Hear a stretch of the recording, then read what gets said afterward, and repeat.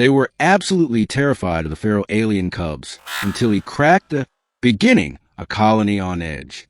The planet Calvesa, 9 had been chosen for one simple reason: fertile ground. While most colonists ventured to mineral-rich rocks or gas giants brimming with resources, Calvesa 9 promised a lush landscape where humans could live as farmers rather than miners. The valleys brimmed with violet-streaked grasses, rivers ran thick with nutrients that could feed crops, and an atmosphere allowed for unfiltered breathing. It was paradise, at least in the beginning. But paradise had a price. The settlers soon learned they were not alone. At night, low growls echoed from the forest. Trees cracked as if something massive pushed through them. Most of the colonists convinced themselves these were harmless nocturnal animals. But deep claw marks carved into storage sheds told another story. Then came the first attack. A group of colonists, traveling by crawler to map irrigation lines, never returned. When a search team finally discovered the vehicle, its hull was shredded as though it had been in the jaws of something colossal. Blood streaked the ground, but no bodies remained. Only tufts of coarse, pale fur clung to the jagged edges of the crawler's torn panels. From that day forward, the colony feared the creatures they called feral alien cubs. They weren't small, as the name might suggest. Even cubs towered the size of horses, their elongated jaws bristling with too many teeth, and glowing amber eyes that burned in the dark. They hunted in packs, snarling with sharp, metallic resonance that rattled bones. To make matters worse, no one had seen a fully grown adult of their species. If the cubs were this terrifying, what did their parents look like? The colonists built barricades, set up watchtowers, and developed sonic deterrents that wailed through the night. Still, the cubs came closer. Everyone dreaded the day they would breach the settlement walls. Everyone except one man. Introduction of the protagonist. Joran Taylor had not come to Calvesa, 9 for farming or profit. He was a xenobiologist, one of the few in the colony more interested in studying alien life than harvesting crops. With salt-streaked hair, a lean frame, and eyes that seemed always fixed on horizons others ignored, Joran was often dismissed as eccentric. While others armed themselves with plasma rifles, Joran walked the perimeter unarmed, carrying only a scanner and a recording pad. He studied the claw marks, collected the first samples, and observed the cubs from afar through magnified lenses. He didn't see monsters. He saw a mystery. But his fascination made him an outcast. They're killers, Joran. His neighbor kept a snap one evening, as alarms wailed in the distance. They'll rip us apart if we give them the chance. And you stand out there as if you're welcoming them. They're not attacking us for fun, Joran replied calmly. Predators don't waste energy. Something drives them. Fear, hunger, instinct. We need to understand which. Otherwise, we'll fight them forever and lose. But no one listened. The colony council approved plans for a full offensive strike. Drones equipped with incendiary rounds would sweep the forest to exterminate the cubs once and for all. Most colonists cheered. Joran, however, feared what would happen if they killed the cubs without understanding the species. Where were the adults? Why had they never appeared? Questions clawed at his mind. Then came the night that changed everything. The encounter. It started with a breach.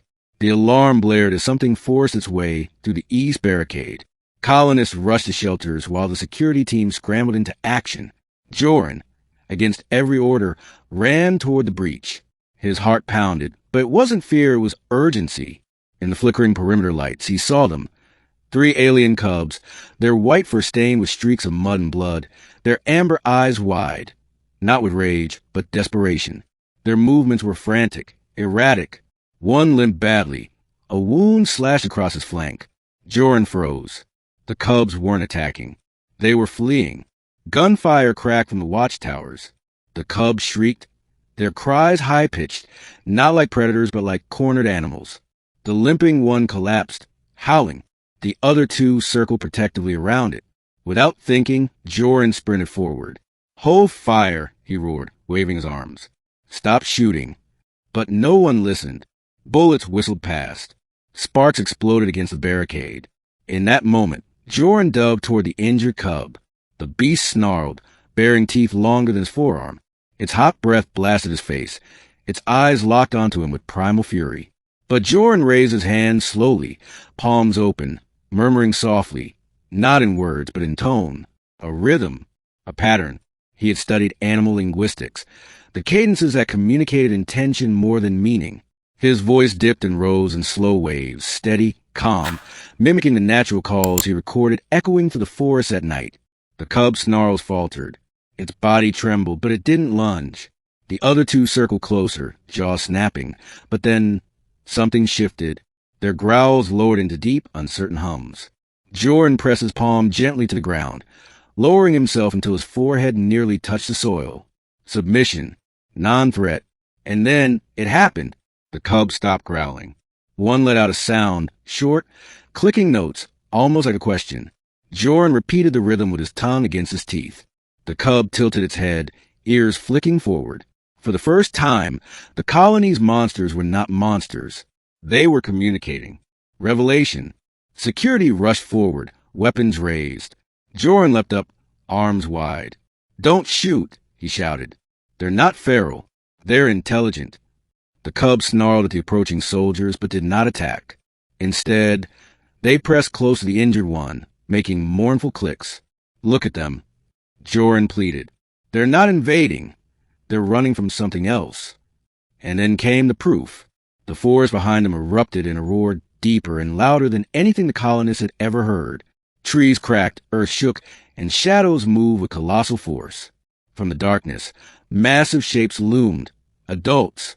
The colonists had dreaded their existence, but reality was far worse than their nightmares. The adult alien beasts towered like armored titans, their white hide scarred, their amber eyes blazing. But they weren't charging the colony. They were chasing the cubs. The adults roared, but not at the humans. Their fury was aimed at the young. Something had fractured in their species, something Jordan alone seemed to grasp in that instant. The adults were rejecting their own offspring. The cubs weren't predators. They were exiles. Turning point. Chaos erupted. Colonists screamed. Security fired wildly, and drones lit the night sky with streaks of plasma. The adult beasts stormed forward, scattering defenses as if they were made of straw. The cubs wailed, pressed against Jordan as though seeking his protection. In that heartbeat, he knew. If the cubs died, the colony would never know why they had been abandoned or what was truly happening on Calvesa 9. If the colony killed the adults, they might spark a war with a species far older and stronger than humanity. The answer lay not in weapons, but in communication. Jordan dropped to his knees again, cracking the rhythm louder, stronger, a steady sequence of clicks and hums. The cubs responded in kind, their calls harmonizing with his. Then something unexpected happened. The adults hesitated. They stopped their charge, their heads cocking as a strange sound reached them. For a tense moment, silence hung. Jordan's throat ached, but he continued, weaving the cub's sounds into his own. Finally, one adult lowered its head, letting out a long guttural vibration, a reply. Jordan cracked the rhythm back. The cubs chirped in chorus. The standoff shifted, not a battle, but a dialogue. The colonists watched in stunned silence as man and monster spoke an alien song. Ending. The truth unveiled. Through fragmented communication, observation, and sheer intuition, Jordan pieced together the truth. The cubs were not feral. They were mutated. Something on Calvesa 9's surface, perhaps radiation pockets or toxic spores, was altering them. The adults, driven by instinct or fear, cast out the mutated young to protect the rest of the species. The cubs, rejected and wounded, had fled toward the only lights in the valley, the human colony. They weren't hunting us, Jordan explained later, voice raw. They were begging for help. It was a revelation that shook the colony to its core. What they had feared as monsters were actually victims. What they had called predators were frightened children. The council halted the extermination campaign. Instead, under Jordan's guidance, they created a sanctuary outside the walls for cubs. With careful feeding, medical attention, and Jordan's ever-growing lexicon of alien sounds, humans began to coexist with the outcasts. The adults never approached again. Whether they understood that the humans had taken in their rejected young, or whether they simply kept their distance, no one knew. But the colony learned that survival was not always about building higher walls. It was about listening, understanding, and seeing beyond fear. And Jordan Taylor, once an outcast himself, became the bridge between species. In time, The colonists no longer refer to them as feral alien cubs. They called them what Joran had always believed they were, the lost children of Calvessa. For in their eyes, once burning with terror, now glimmered something achingly familiar: trust.